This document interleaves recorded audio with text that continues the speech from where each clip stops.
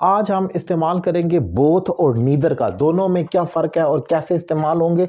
Important point है, important lecture है, इसको समझाऊंगा क्योंकि बज़ाहिर दोनों एक जैसे लगते हैं, इस्तेमाल में इजी लगते हैं, लेकिन दोनों को जब आप यूज़ करते हैं तो कन्फ्यूजन क्रिएट हो जाती है। एग्जांपल से सीखते हैं, आसानी होगी। अगर मैं कहता हूँ बोथ ऑफ अस, बोथ इस्तेमाल होता है, पहले तो याद रखें दो लोगों के लिए, दो चीज़ों के लिए बोथ कहा जाएगा। एक सिंगल है, उसके बाद बोथ है जब दो लोग हैं। लेकिन जब हम कहते हैं हम दोनों, तुम दोनों, वो दोनों, अली और अहमद है, तो मैं कहता हूँ वो दोनों, हम दोनों, ये दोनों, तो फिर वहां पर आप बोथ को इस्तेमाल करते हैं। फॉर एग्जाम्पल अगर कहता हूं हम दोनों, तो मैं कहूंगा बोथ ऑफ अस, वो दोनों बोथ ऑफ देम। इसी तरीके से आप दीगर भी कह सकते हैं तुम दोनों बोथ ऑफ यू। तो ये डिफरेंट वेरी करेगा कि आप किसको कह रहे हैं। अब यहां पर जैसे एग्जांपल है बोथ ऑफ अस, हम दोनों, बोथ ऑफ के बाद हमेशा प्लूरल हेल्पिंग वर्ब आएगा, नंबर वन पॉइंट। अब बोथ ऑफ अस के बाद आर आएगा, इज नहीं आ सकता कभी भी। तो ऑब्वियसली क्योंकि वैसे भी बोथ जमा हो गया, both of us are coming. Second point, एक तो ये हो गया कि पॉजिटिव फिक्र आएगा। सेकंड पॉइंट ये है कि ये हमेशा पॉजिटिव सेंस में आएगा, ये इंटरोगेटिव या नेगेटिव नहीं हो सकता कि हम दोनों नहीं आ रहे हैं। Both of us are not coming नहीं कहा जाएगा, आप कहेंगे both of us are coming. अगर तो पॉजिटिव एक्शन हो रहा है तो वहां पर आप कहेंगे। एक और एग्जांपल देखें, both of you are lazy, तुम दोनों सुस्त हो। अब कोई से भी दो लोग मेरे सामने मौजूद है, मैंने दोनों को ही मेंशन करना है, बजाय ये मैं कहूँ you and you both are lazy, तो मैं कहूँ both of you are lazy, तो मेंशन कर दूं तुम दोनों।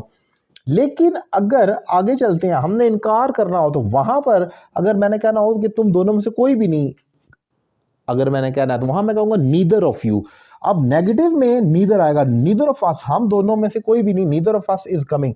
सेकंड पॉइंट ये है, एक तो ये होगा नीदर ऑफ के बाद हमेशा आपने पॉजिटिव फिक्र लगाना है, नॉट नहीं आ सकता क्योंकि नीदर इटसेल्फ निगेट करता है, उसके बाद आप नॉट नहीं लगा सकते।